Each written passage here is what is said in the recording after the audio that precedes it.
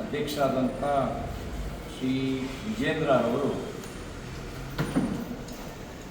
ವಿಧಾನ ಪರಿಷತ್ತಿನ ಚುನಾವಣೆ ಸಂದರ್ಭದಲ್ಲಿ ಅಡ್ಡ ಮತದಾನ ಆಗಿರುವ ಕುರಿತಾಗಿ ಆಂತರಿಕ ಸತ್ಯ ಶೋಧನೆ ಮಾಡಲಿಕ್ಕೆ ಅಂತೇಳಿ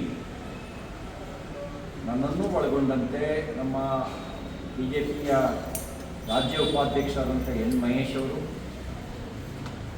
ಹಿಂದೆ ನಿಕಟಪೂರ್ವ ಪ್ರಧಾನ ಕಾರ್ಯದರ್ಶಿಗಳು, ಈಗ ಶಾಸಕರಾಗಿರ್ತಕ್ಕಂಥ ಮಹೇಶ್ ತೆಂಗಿನಕಾಯಿ ಅವರ 3 ಜನರ ಸಮಿತಿಯನ್ನು ಮಾಡಿದರು. ಅವರಿಗೆ ನಮಗೆ ಹೇಳಿದರು, ಆದಷ್ಟು ಬೇಗ ನೀವು ಆಂತರಿಕವಾಗಿ ತನಿಖೆ ನಡೆಸಿ ವರದಿಯನ್ನು ಕೊಡಿ ಅಂತ ನಮಗೆ ನಿರ್ದೇಶನವನ್ನು ಕೊಟ್ಟಿದ್ದರು.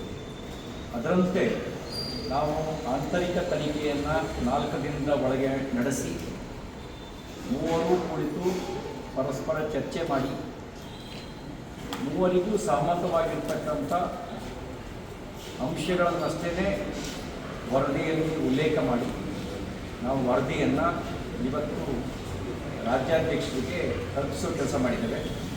ನಾವು ನಮಗೆ ಅಧ್ಯಕ್ಷರ ನಿರ್ದೇಶನ ಬಂದ ತಕ್ಷಣವೇ ವರ್ಚುವಲ್ ಮೀಟಿಂಗ್ ಮಾಡಿ ಯಾವ್ಯಾವ ಅಂಶಗಳನ್ನು ಗಮನಿಸಬೇಕು ಅಂತ ಹೇಳಿ ಮಾಧ್ಯಮಗಳಲ್ಲಿ ಮತ್ತು ಸಾರ್ವಜನಿಕ ವಲಯಗಳಲ್ಲಿ ಅನುಮಾನಾಸ್ಪದ ಅಂತ ಕಂಡುಬಂದಂಥ ವ್ಯಕ್ತಿಗಳ ಪಟ್ಟಿಯನ್ನು ಮಾಡಿ ಅವ್ರ ಜೊತೆಯಲ್ಲಿ ವೈಯಕ್ತಿಕವಾಗಿ ಸಮಾಲೋಚನೆ ನಡೆಸಿ ಅಭ್ಯರ್ಥಿಗಳ ಜೊತೆಯಲ್ಲಿ ಮಾತುಕತೆ ನಡೆಸಿ ಅವರ ಅಭಿಪ್ರಾಯವನ್ನು ಕೂಡ ಸಂಗ್ರಹಿಸಿ JDS ಪಕ್ಷದ ಮುಖಂಡರುಗಳ ಜೊತೆಯಲ್ಲಿ ಮಾತುಕತೆ ನಡೆಸಿ ಮಾಧ್ಯಮದ ಸ್ನೇಹಿತರ ಹತ್ರ ನಿಮಗಿದ್ದಂಥ ಸೋರ್ಸು ಏನು ಅಂಥೇಳಿ ಅವ್ರ ಹತ್ರ ಮಾಧ್ಯಮದವ್ರ ಹತ್ರನೂ ಮಾಹಿತಿಯನ್ನು ಸಂಗ್ರಹಿಸಿ ನಮ್ಮ ಚೀಫ್ ವಿಪ್ ಹತ್ರನೂ ಕೂಡ ವ್ಯಕ್ತಿಗತವಾಗಿ ಮಾತನಾಡಿ ವಿಪಕ್ಷದ ನಾಯಕರ ಜೊತೆಯಲ್ಲೂ ವ್ಯಕ್ತಿಗತವಾಗಿ ಮಾತನಾಡಿ ಸ್ಥಳೀಯವಾಗಿ ಲಭ್ಯವಾಗಿರ್ತಕ್ಕಂಥ ಮಾಹಿತಿಗಳನ್ನು ಮತ್ತು ಸರ್ಕಂಫರೆನ್ಸಸ್ನು ಎವಿಡೆನ್ಸ್ನು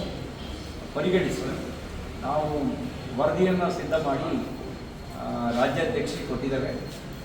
ಇದು ಆಂತರಿಕ ತನಿಖೆ ಆಗಿರೋದ್ರಿಂದ ಆಂತರಿಕ ತನಿಖೆಯನ್ನು ನಡೆಸಿ ನಮ್ಮ ರಾಜ್ಯಾಧ್ಯಕ್ಷರಿಗೆ ತಲುಪಿಸಿದ್ದೇವೆ. ಇದಕ್ಕೆ ಸಂಬಂಧಪಟ್ಟಂತೆ ಯಾವುದೇ ಮಾಹಿತಿಯನ್ನು ಹಂಚಿಕೊಳ್ಳೋದು ನಮಗೆ ಅದು ಸೂಕ್ತ ಆಗಲ್ಲ. ಇಷ್ಟೇ ಮಾಹಿತಿ ತಮ್ಮ ಸಂಖ್ಯೆ ಹೇಳಿದ್ದೀರಾ ಸರ್? ಎಷ್ಟು ಜನ ಅನ್ನೋದು ಅಥವಾ ಯಾರ್ಯಾರು ಅನ್ನೋದು ಉಲ್ಲೇಖ ಇದೆಯಾ? ನಮಗೇನಂತಂದರೆ ನಾವು ಇದನ್ನು ನಮ್ಮ ಅಧ್ಯಕ್ಷರಿಗೆ ಅದು ಇಂಟರ್ನಲ್ ರಿಪೋರ್ಟ್, ಎಕ್ಸ್ಟರ್ನಲ್ ಆಗಿ ಏನು ಹೇಳ್ಬೋದು ಅಷ್ಟು ಸಂಗತಿ ನಿಮ್ಗೆ ಹೇಳಿದೆ ಸರ್. ಎಷ್ಟು ಮೆಂಬರು ಉತ್ತರ ಕರ್ನಾಟಕದವರ ಅಥವಾ ಹಳೆ ಮೈಸೂರು ಬರಲ್ಲ? ನಿಮಗೆ NDAಯ 12 ಮತಗಳು ಕ್ರಾಸ್ ವೋಟಿಂಗ್ ಆಗ್ತವೆ. NDA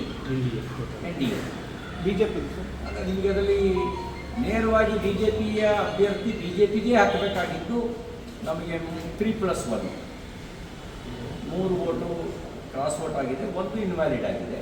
ನಮಗೆ ಕಡಿಮೆ ಬಂದಿತ್ತು. ನಾವು 30 ಮತಗಳನ್ನು ಅಲಾಟ್ ಮಾಡಿದ್ವಿ.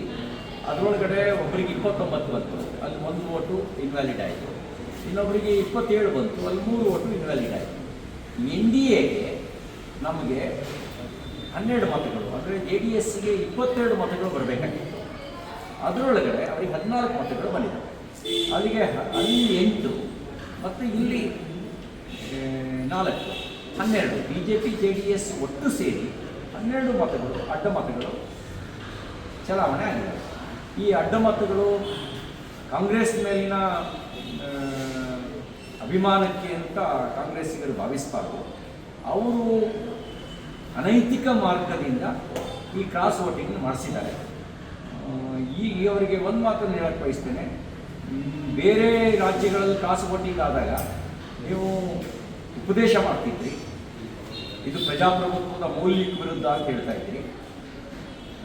ನೀವು ಕೂಡ ಪ್ರಜಾಪ್ರಭುತ್ವವನ್ನು ಕ್ರಾಸ್ ವೋಟಿಂಗ್ ಮೂಲಕ ಅಪಮೌಲ್ಯಗೊಳಿಸಿದ್ದೀರಿ. ನಿಮಗೆ ಬೇರೊಂದು ರಾಜ್ಯಗಳಲ್ಲಿ ಅಥವಾ ಬೇರೆ ಚುನಾವಣೆಗಳಲ್ಲಿ ಕ್ರಾಸ್ ವೋಟಿಂಗ್ ಆದರೆ ಅದನ್ನು ಪ್ರಶ್ನಿಸ್ತಕ್ಕಂಥ ಯಾವುದೇ ನೈತಿಕತೆ ನಿಮಗಿಲ್ಲ ಅಂತ ಅಷ್ಟೇ ಮಾತನ್ನು ಹೇಳಲಿಕ್ಕೆ ಬಯಸ್ತೇನೆ. ಇನ್ನು ಆಂತರಿಕ ಸಮೀಕ್ಷೆ ಎಲ್ಲಿ ನಾವು ಎಚ್ಚರಿಕೆ ವಹಿಸಬೇಕಾಗಿತ್ತು, ಎಲ್ಲಿ ಎಚ್ಚರಿಕೆ ವಹಿಸಿದ್ದೇವೆ, ಎಲ್ಲಿ ಎಚ್ಚರಿಕೆ ವಹಿಸಿಲ್ಲ ಅನ್ನೋದಕ್ಕೆ ಸಂಬಂಧಪಟ್ಟಂಗೂ ಕೂಡ ನಾವು ನಮ್ಮ ಇದರೊಳಗೆ ಆಂತರಿಕ ತನಿಖೆ ಒಳಗಡೆ ವರದಿಯನ್ನು ತಯಾರು ಮಾಡಿ ಅಧ್ಯಕ್ಷ ವರದಿ ಯಾವಾಗ ಸಲ್ಲಿಕೆ?